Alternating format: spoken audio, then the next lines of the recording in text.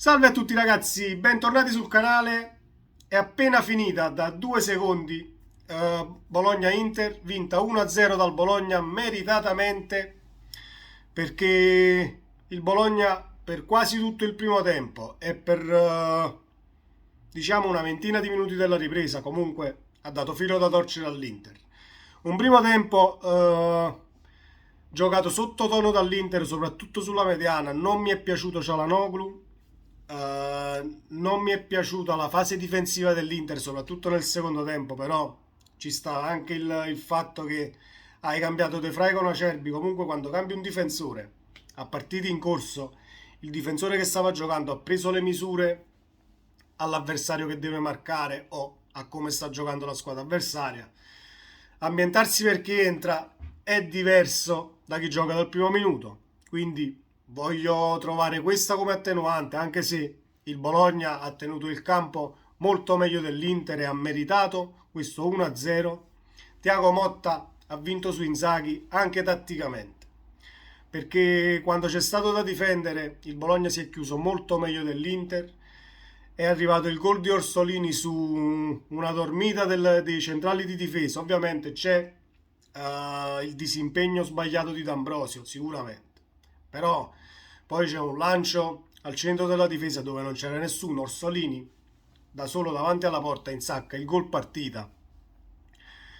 Un grandissimo gol, anche se centrale, però stoppi il terreno di gioco, è viscido, il pallone è bagnato, non semplice nemmeno da fare quel gol.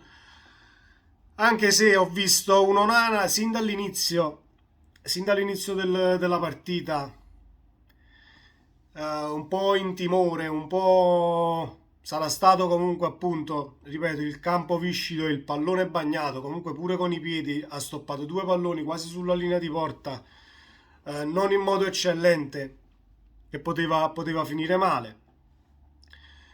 Io Onana non l'ho mai visto un grandissimo portiere, però ovviamente è la mia opinione. Fatemi sapere la vostra nei commenti, ragazzi, perché secondo me Onana non è un portiere da Inter. Meglio un Andanovic quasi in pensione che un Onana così. Comunque, torniamo un attimo al primo tempo. Al 12° minuto Barro segna un grandissimo gol con un tiro a incrociare che viene annullato giustamente per fuorigioco attivo il calciatore del Bologna che era oltre la linea. Davanti a Onana, era davanti a Onana. Onana non ha visto il tiro partire, quindi posizione valutata attiva, giusto il gol, giusto annullare il gol. Poi nel primo tempo io dell'Inter ricordo solo un tiro alto al 30°, quindi numeri alla mano, il Bologna ha meritato la partita, né più né meno. C'è stato un riscatto Inter a inizio ripresa fino i primi 20 minuti, diciamo, della ripresa, fino al gol di Orsolini. Comunque l'Inter ha cercato di portare, di mettere la partita su un binario favorevole, cercando di andare in vantaggio, però ha trovato Skorupski sempre in posizione. Un paio di interventi li ha fatti. Poi è arrivata la girandola di cambi. È entrato prima Acerbi per De Vrij, perché De Vrij era ammonito, e siamo d'accordo. Poi sono entrati Dzeko e Barella per Lukaku e Mkhitaryan. Io credevo che in quel frangente l'Inter cambiasse comunque atteggiamento e riuscisse a portare la partita a casa, ma non è stato così, perché il Bologna, camaleontico da questo punto di vista, è riuscito a adattarsi a tutte le situazioni che gli si sono presentate, e quindi al 73esimo, mi sembra, no, al 76esimo, scusate, ha segnato Orsolini il gol partita. Poi c'è da annotare all'82esimo un colpo di testa di Lautaro finito poco distante dall'incrocio, ed altre occasioni che l'Inter ha avuto comunque per buttare la palla dentro. C'è stato un tiro di Dzeko e Skorupski ha respinto tutte le palle che sono arrivate in porta, le ha respinte e rimandate al mittente.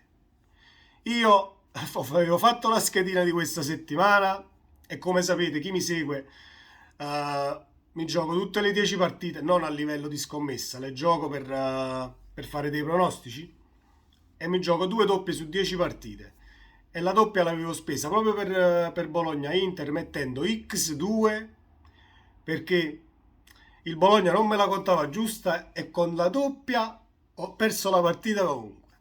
Quindi è un Napoli che ringrazia, noi ringraziamo da tifosi del Napoli ovviamente, ringraziamo perché il Napoli va a più 18 ed è fondamentale da questo punto di vista perché il Napoli dovrà affrontare Lazio, Atalanta, Torino e Milan con l'ottavo di Champions nel mezzo. Quindi altri 3 punti guadagnati sull'Inter sono oro colato per quanto riguarda lo stato mentale del Napoli, l'affrontare comunque partite diversamente perché con Lazio e Atalanta non è che puoi permetterti di perdere punti e devi perdere punti per forza, però sono sfide nelle quali puoi perdere punti e avendone guadagnati 3 quest'oggi è tanta roba. Quindi ragazzi io vi auguro una buona domenica. Questo era per quanto riguarda Bologna-Inter, almeno la mia opinione. Fatemi sapere la vostra nei commenti. Un Inter che non mi è piaciuta per niente. È un Bologna invece che continua a stupirmi. Sarà comunque, saranno anche gli avvenimenti di quest'anno. Mihajlovic che ci ha lasciato. Avranno qualche motivazione in più, non lo so. Comunque è un Bologna che nelle ultime uscite sta giocando veramente bene. Sarà anche che Thiago Motta, che io tempo fa non è che non consideravo come allenatore, ma non mi piaceva, mi sta facendo ricredere. E ben venga.